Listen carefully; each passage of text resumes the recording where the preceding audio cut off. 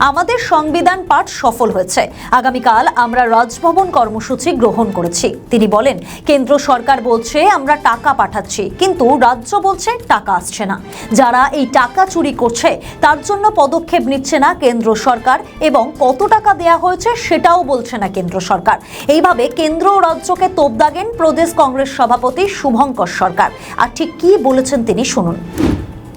ভাষা যাতে নোটিশ যায়, বাংলা, হিন্দি, উর্দু, এমনকি যেগুলো আমাদের আদিবাসী অধ্যুষিত জায়গায় সেখানেও যাতে তাদের সাঁওতালি ভাষা বা অন্যান্য ভাষায় যাতে যায়, আমরা সেটা আবেদন করব নির্বাচন কমিশনের কাছে।